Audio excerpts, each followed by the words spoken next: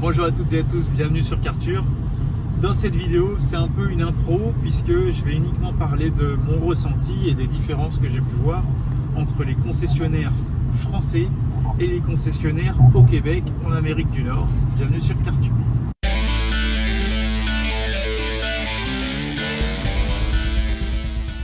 Bien évidemment, je vous invite à vous abonner, à liker, à partager et à également me partager vos commentaires à travers vos ressentis, les différences que vous avez pu percevoir, puisque ça m'intéresse énormément. Nous sommes actuellement sur le pont Champlain, qui est l'un des plus grands ponts de Montréal, qui relie l'île de Montréal à la rive sud. Donc on est sur une superbe journée, on est un jeudi et on est actuellement, il est 8h12 du matin. Généralement, il y a quelques ralentissements sur ce pont, mais là, c'est assez fluide dès le matin, donc ça fait plaisir. Alors, la première chose qui m'a extrêmement marqué, même si je le savais, c'était de voir les stocks gigantesques sur les parkings des concessionnaires automobiles. Alors, lorsque je parle de concessionnaires automobiles, je parle des concessionnaires officiels, Ford, Mazda, Nissan, etc., etc. Et on peut voir dans la majorité des concessionnaires, même dans les coins les plus reculés du Québec, dans lesquels j'ai pu m'aventurer, un stock de 50, 100, voire 200 voitures. C'est assez surprenant, d'autant plus que ces voitures, l'hiver, elles restent également dehors avec les températures extrêmes que le Québec peut avoir. Donc c'est très impressionnant lorsqu'on compare un concessionnaire, on va dire nord-américain, à un concessionnaire français qui de nos jours va plutôt travailler, on dirait, entre guillemets en flux tendu.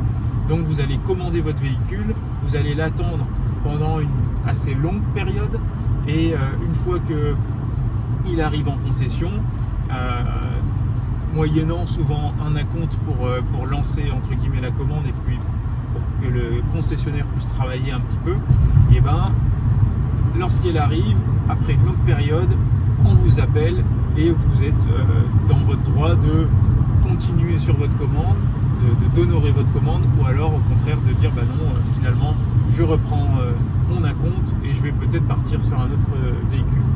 Au Québec, ce qui m'a également marqué, c'est que dans le système nord-américain, on a ce système de stock dans lequel n'importe quel concessionnaire va recevoir énormément de stock.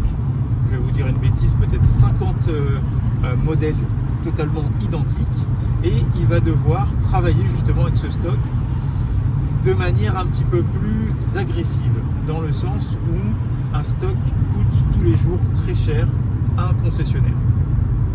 Agressive puisque, premièrement, la majorité des commerciaux dans les concessionnaires travaillent à la commission. C'est-à-dire que vous vendez des véhicules, vous êtes payé. Si vous ne vendez pas de véhicules, vous n'êtes pas payé.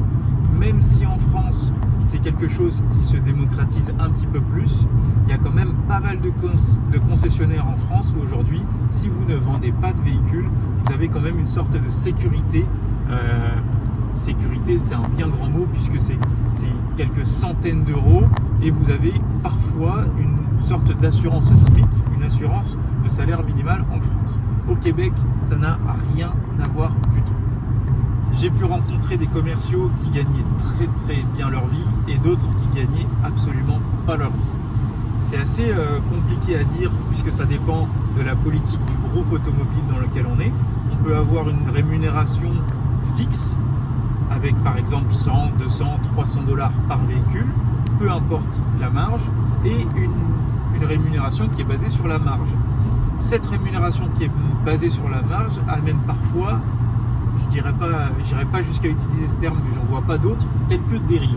Dans le sens où si vous avez une personne en face de vous qui n'y connaît absolument rien, vous pouvez lui soutirer, on va dire, beaucoup de dollars pour quelque chose qui n'en vaut absolument pas la peine sur le marché.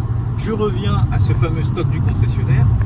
Il doit absolument écouler ce stock puisque la majorité des concessions travaillent justement avec les banques.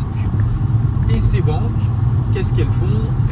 Vous allez emprunter entre guillemets l'argent auprès des banques, vous allez acheter votre stock et vous en débarrasser le plus vite possible. Alors je dis débarrasser, même si c'est pas débarrasser, c'est maximiser bien évidemment la marge, mais vous devez avoir en tête que si vous n'avez pas votre stock, vous ne pouvez pas repartir sur un nouveau stock. Et c'est ça la vraie grosse différence qu'on a avec la France, même si certains concessionnaires en France travaillent de cette manière lorsque j'en parle.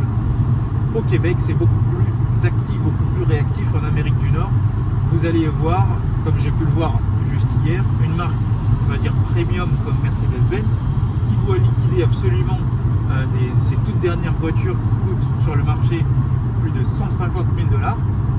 Vous pouvez avoir des rabais, donc des soldes sur des Mercedes allant jusqu'à 50 000 $, ce qui est tout simplement énorme.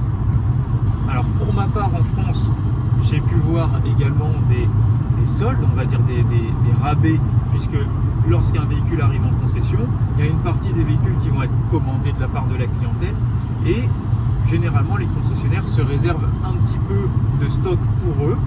Ils vont commander quelques voitures qu'ils vont pouvoir afficher dans leur showroom. Il va également avoir des voitures à utilisation pour les commerciales.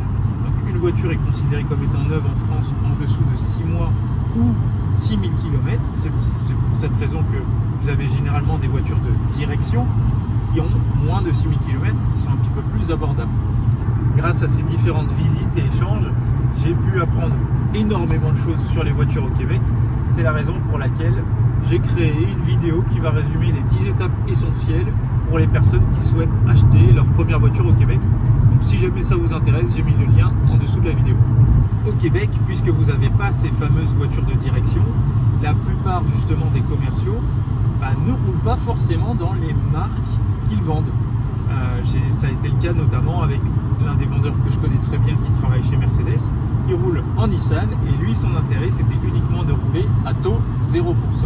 Et vous allez voir que les taux, je vais en parler un tout petit peu, c'est très intéressant. Lorsqu'on entend parler des taux directeurs, etc., en France, j'ai envie de vous dire que c'est assez calme lorsqu'il s'agit de l'automobile. C'est plutôt lorsqu'on remonte à un niveau un petit peu plus, j'ai envie de dire, général, que ça va vraiment impacter. Mais le consommateur de base ne va pas forcément être impacté par les taux de manière directe. En revanche, en Amérique du Nord, c'est ça qui booste réellement la croissance et ça a des effets totalement immédiats. Je vais prendre un exemple très simple. L'Amérique du Nord, c'est la consommation. C'est pas la surconsommation, mais c'est une consommation qui va être très très active. En moyenne, un Québécois va changer de voiture tous les 3 ans, contre un Français qui va lui changer de voiture tous les 5 ans. La voiture neuve est en perte de vitesse. Néanmoins, au Québec, puisque vous allez avoir justement tous ces stocks à liquider, les voitures neuves vont partir beaucoup plus facilement. D'autant plus que les taux vont réellement impacter vont impacter l'achat du consommateur, puisque le consommateur au Québec va utiliser une solution de financement. J'ai envie de dire que plus d'une voiture sur 2 aujourd'hui au Québec est financée, contrairement à la France qui commence petit à petit à y arriver. Fait qui m'a extrêmement marqué, c'est qu'auparavant, lorsque je travaillais à Monaco dans le financement automobile, l'acceptation des dossiers était beaucoup plus délicate et beaucoup plus complexe qu'en Amérique du Nord. En Amérique du Nord, pour vous résumer la chose de cette manière-là, quelqu'un qui n'a pas forcément, on va dire, le salaire adéquat pour s'acheter une Porsche, peut en réalité s'acheter une Porsche, et ça sans mettre d'apport, sans mettre de vis de fond comme on appelle ça ici, ce qui est tout simplement impressionnant, puisque acheter une voiture à un prix qu'on ne pourrait théoriquement pas se permettre en France est totalement accessible au Québec. Votre dossier va être accepté. Néanmoins, attention à vous, si vous manquez ne serait-ce que 1 ou 2 paiements, au Québec, en Amérique du Nord, il y a des sociétés qui vont pouvoir vous récupérer le véhicule directement chez vous et vous ne pouvez pas vous en aller je ne sais où. C'est une grosse différence qu'on va avoir avec la France, puisque en France, en réalité, si votre dossier n'est pas suffisamment solide, l'institution financière ne pourra absolument pas vous valider votre prêt, entre guillemets, votre financement automobile. Tout ça pour vous dire qu'il y a un extrême roulement automobile qui est très très surprenant. Pour ma part, lorsque je suis allé rencontrer pas mal de concessionnaires, en France, on va prendre beaucoup plus soin du client, dans le sens où le vendeur, la vendeuse va réellement tisser un lien avec vous de manière à vendre le véhicule. Je ne connais pas le ratio, on va dire, d'un commercial automobile en France. Néanmoins, au Québec, pour vous donner une idée, vendre 10 voitures, c'est absolument pas beaucoup pour un commercial. Les meilleurs, en tout cas pour une marque comme Honda par exemple, vendent aux alentours des 20-25 véhicules par mois, ce qui est selon moi énorme comparé à ce qu'un vendeur automobile va pouvoir vendre en France. Et je précise encore une fois, il s'agit de concessionnaires officiels et non pas de concessionnaires de seconde main. Puisque le concessionnaire de seconde main, lui, va plutôt opter pour un financement qui va être, dans la grande partie du temps, la majeure partie du temps, un financement maison.